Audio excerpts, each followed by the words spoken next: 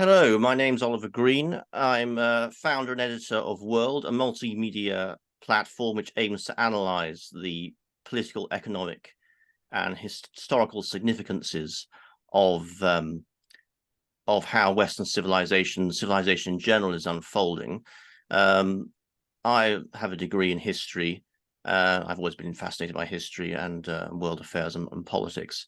And one of the main reasons I set up this forum of World is because I've seen a lot of experts in various fields, economics, politics, and historians trying to extrapolate and analyze what's going on in the world and project forward what's likely to be happening. And the mistake I often see is they seem to home in on their particular area, which they know a lot about, but then they don't take a more holistic view and factor in all the variables.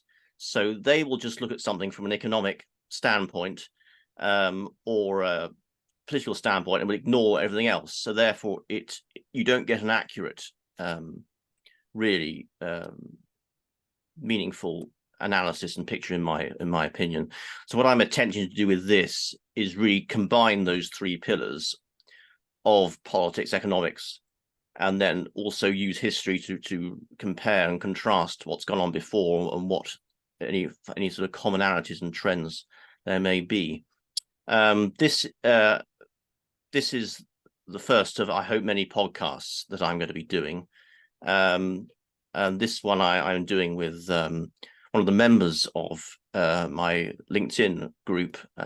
We have on LinkedIn, there's quite a few members now, and she contributes regularly on that group and posts many interesting articles. And she has a website called History Avenue, and she's going to join in the discussion today. And we're going to discuss a few things focused around the Cold War. So with no more ado, Ivana, I'll just let you explain a bit about yourself and what you do. My name is Ivana Tucak. I'm a Master of Arts in History and Italian Language and Literature. At the moment, I'm Editor-in-Chief of the History Avenue, the portal for all history lovers all around the world who like history and who are fascinated by diverse stories from the past and about the past. Mm-hmm. Passion, I think we both share there, I think. Yeah, great. And Oliver, let's I'll ask you the first question. So it's about, as you said, our topic today is the Cold War. And my first question is, why did the Cold War happen? Yes, so really, I really view it as an inevitable consequence as the changed geopolitical landscape after the Second World War. Before World War II, it was much more of a multipolar world.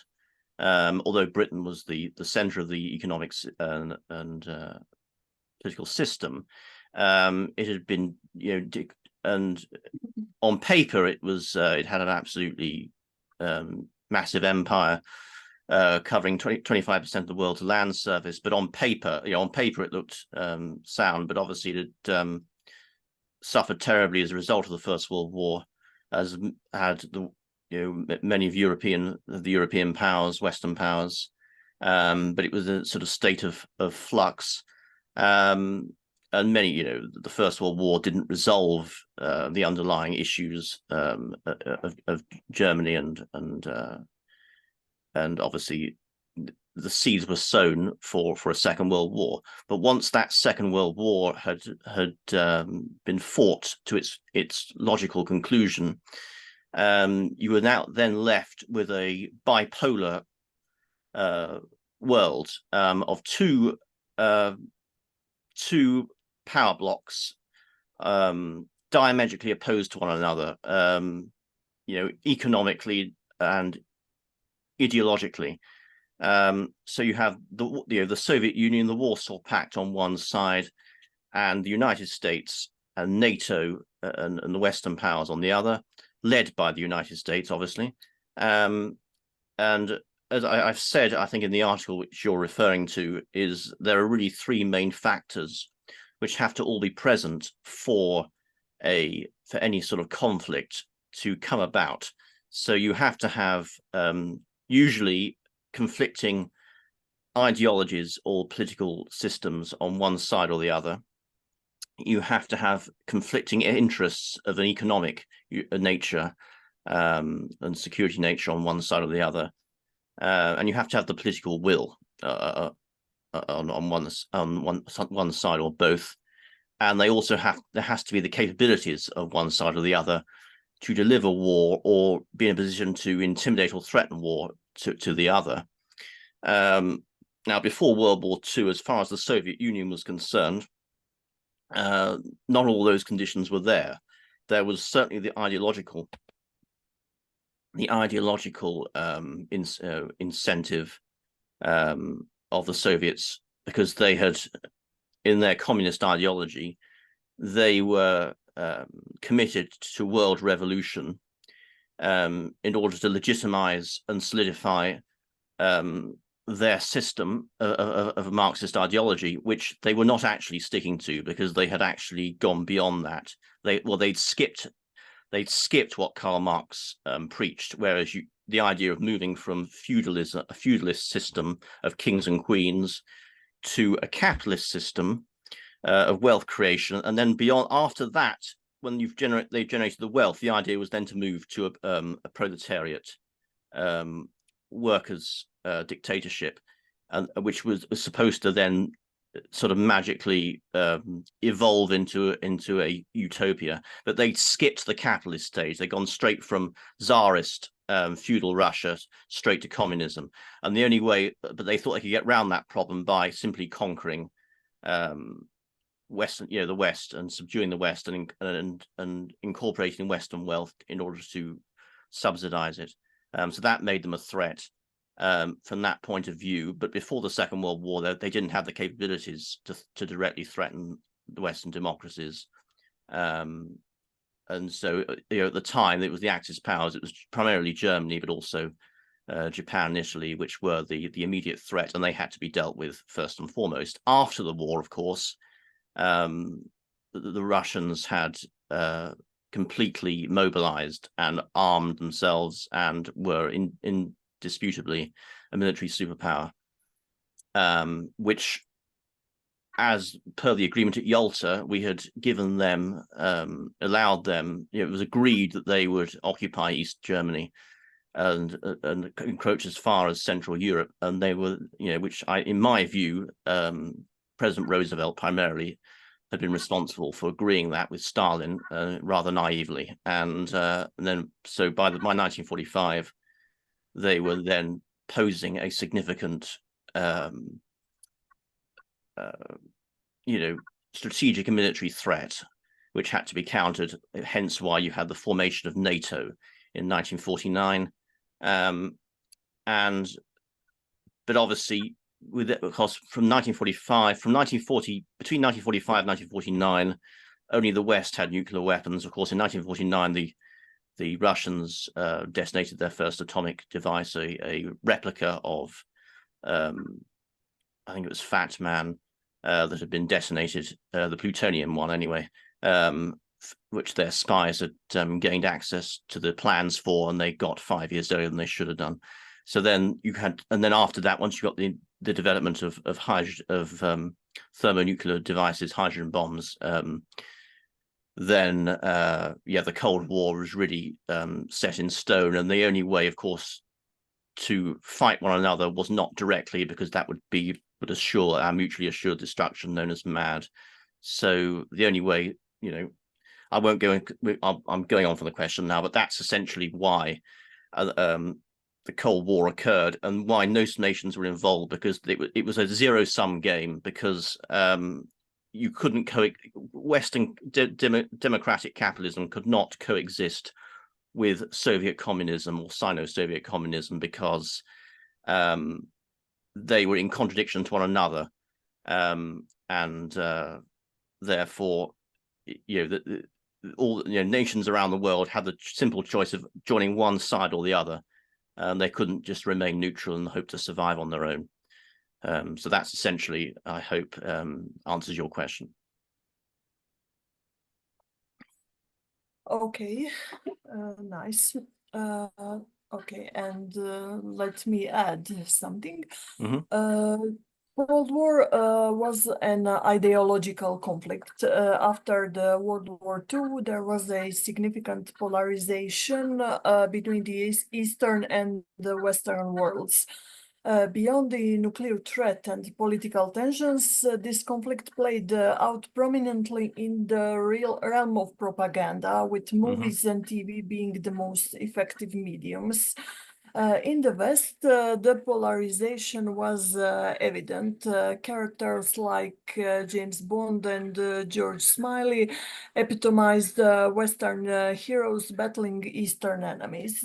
James Bond approached his missions with glamour and style, while George Smiley was a more realistic, yet equally cool and calculated strategist. In the United States, especially during the 1980s, the popular action hero emerged. These films typically featured a protagonist on a mission and an antagonist trying to stop him, and a loyal sidekick. Both in Europe and the US, movies and TV shows consistently portrayed Western good guys against Eastern bad guys. In the Soviet Union, the narrative was reversed.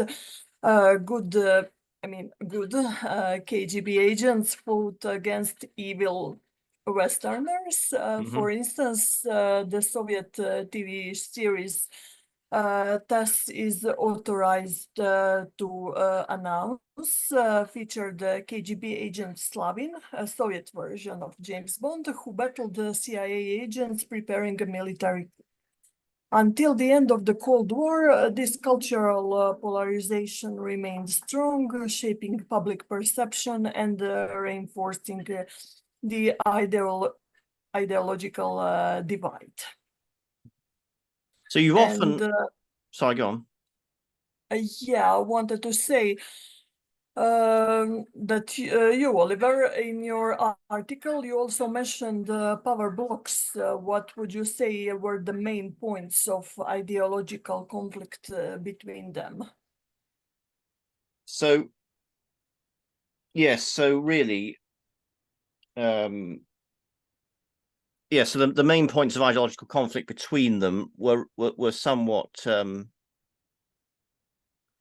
they were both sort of geopolitical and strategic, and as well as ideological. So the points of so really, one of them is what I've already covered more or less, which is the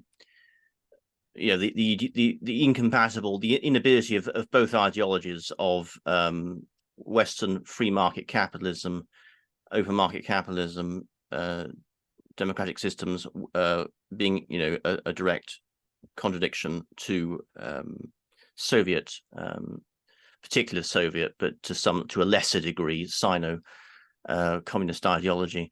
But there were the other main conflict point of contention was really Russia's. This is not contingent on Russia being communist. This is a long-held, long-running strategic dilemma the Russians have had over their history, which is the need to secure their western flank against invasion. Russia, basically needs strategic depth on its western flank. It needs to carve out a buffer zone, or is often sought to argue. You can argue whether it's justified or not, but they've for various understandable reasons throughout their history, they've continually faced the threat of being attacked on the western flank, first by the Swedes, then again by Napoleon, and then obviously latterly by Hitler. So their way of guarding against that is to carve out a buffer zone in Eastern Europe,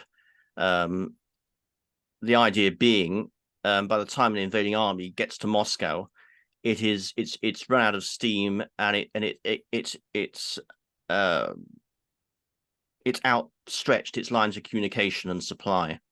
So logistics become a barrier. I mean, Russia has the space, the land and the space to trade space for time. That's how it resists invasions. It has done in its past. And it's why they've always sought that buffer zone. So therefore there was always going to be that tension, after they defeated Germany, to prevent, to guard against a repeat of Operation Barbarossa, Hitler's invasion of the Soviet Union, from 22nd of June to the 5th of December 1941, and prevent a repeat of that by pushing their borders as far west as possible, which of course, as I said before, Roosevelt rather naively agreed to at Yalta. And I think we underestimated the striking power of the Anglo-American armies, because we could have got to Berlin before they did, but we didn't know that at the time. I think when it was agreed, it's easy to say with hindsight. But anyway, right or wrong, we let them into Berlin, into Prague, into Prague, and therefore, the contention was there, because their borders, this ideological military superpower was pushing right up against Western Europe, and therefore we had to have a constant presence of NATO and Western forces there. And that's really, I think, one of the things that really stirred up tensions and created a very uneasy situation for several decades. So I think those are the two main points, really, of contention on that. I think after World War II was a bit of an interlude. Well, it was both the world wars were, I think, and so that resumption of that long running situation. Okay, great. Would you like to ask me? So I was going to ask you, because I noticed you've written quite a bit on this topic of propaganda and espionage. You mention sort of Eastern propaganda and Western propaganda, which to me comes across as a little bit cynical, or sort of implies some sort of a moral equivalence between Western democracy and Soviet totalitarian communism. I'm just curious as to what you mean by Western propaganda, how you define Western propaganda. Yeah, just as I said in the beginning, the Cold War was an ideological conflict, and after the World War II, there was a significant polarization between the Eastern and Western worlds, and therefore we have Eastern propaganda and Western propaganda, and for example, in the West, we have characters like James Bond, George Smiley. In the East, Agent Slavin. All of them were protagonists that fought against antagonists. Yeah, I understand what you said about that. But to me, that's more popular culture, reflecting society or reflecting what's going on in the world, rather than, to me, propaganda, in my mind, is more to do with government. It's more what governments are sort of imposing on their people. So I tend to associate propaganda more with autocratic, totalitarian regimes. But I do see what you're saying. But I think I would tend to view one as rather benign popular culture, whereas with the Soviets, it was command driven from government, centralized government messaging. But I think I understand where you're coming from. You're sort of looking at the pop culture side of it, which really brings me to another question I had for you, which is so obviously in various technological fields, the Soviets tried, in most cases rather unsuccessfully, to emulate the West in various areas, such as such as Concord and various things. Obviously, they were very competitive when it came to the obviously space race and various fields. But I'm just wondering, in the area of mass media, if touching into what you're just talking about in the propaganda sphere, if they ever tried to really emulate Hollywood, or produce some sort of counterweight to it in some form. Yeah, there was a sort of counterpart to Western cinema, but it was under the strict control of the central government in Moscow. Yeah, for example, in 1924, Mosfilm was founded as a unit of Goskino, the USSR's film monopoly, known as the Soviet Union State Committee for Cinematography. The movies produced by Mosfilm showcased various elements of Soviet culture. And also today, Mosfilm is one of the largest and oldest film studios in the Russian Federation and Europe. And also drama, historical, epics, and war films were among the most popular genres in Soviet cinema. In the 1980s, the policies of perestroika and glasnost led to a loosening of the censorship that had defined the earlier eras, and this period saw the emergence of a genre known as chernukha, that comes from the Russian word for noir, with films like Little Vera depicting the harsher realities of Soviet life. And Mosfilm's legacy continues also today to influence Russian cinema, reflecting a rich history of cultural and political storytelling. I mean, what you've just said really reinforces what I was saying, that, on the eastern side, it's the government, that's imposing that messaging and controlling and determining it.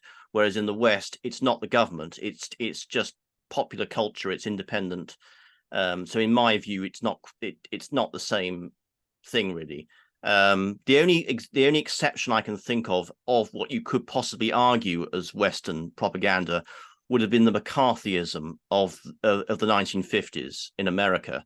That, everyone's a communist, propaganda, and various news films that were put out by the US government. What, there are your communists in our beds, that kind of thing. That might be an exception, which could be argued as propaganda.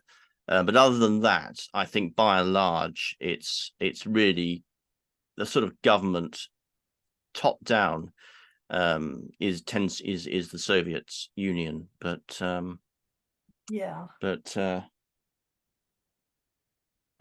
wanted to say in Soviet Union, the government has had a big role and influence on the pop culture, but in the West, it wasn't the government. It was more like a complete situation that affected the popular culture, and it formed a sort of archetypes and stories that reflected the current situation. I mean, of that era.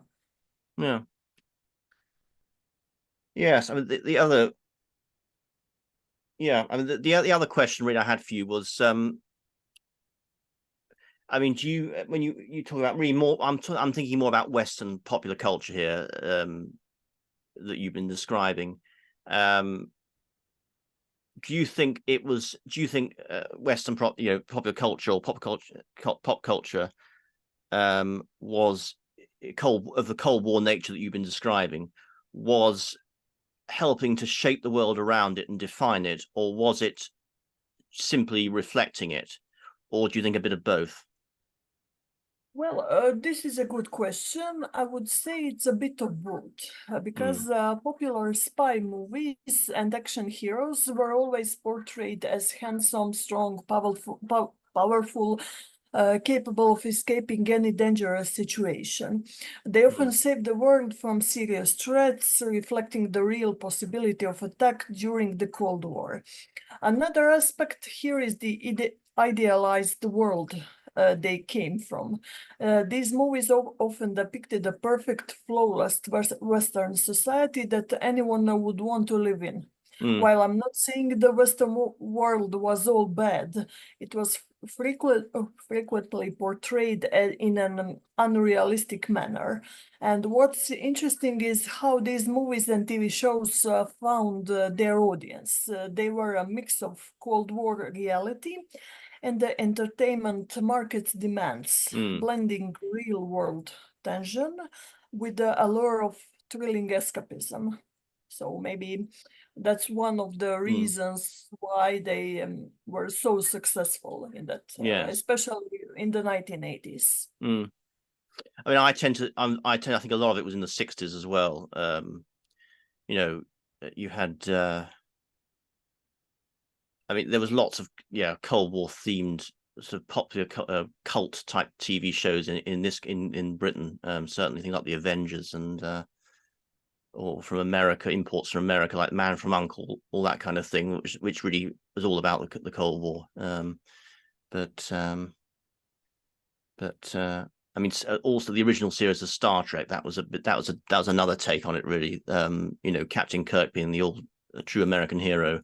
You know, 90th Federation of Planets was basically was America, really, and they would just go from planet to planet, week to week, and solve by and large, I mean, there are various different plots, but you know, solve the problem of the week and then fly off. That's it. You're on your own now. And that was a sort of very a bit of a, I suppose, a metaphor of US foreign policy. Bit of a lazy, you know, very loosely taken, but it's always argued the Klingons are really were supposed to be the Russians. Really, that was the idea. Wanted to ask you, what points of ideological conflict between the East and the West do you find the most fascinating during the Cold War? I think really what I find most fascinating is how the Cold War was fought, really, and the tactics, strategies used, employed to bring about the final, you know, successful I would argue, well, successful outcome of that conflict, the triumph of freedom of free nations and democracy over Soviet communism. The methods. So really, so what, you know, I think it was a process over several decades of trial and error to some degree.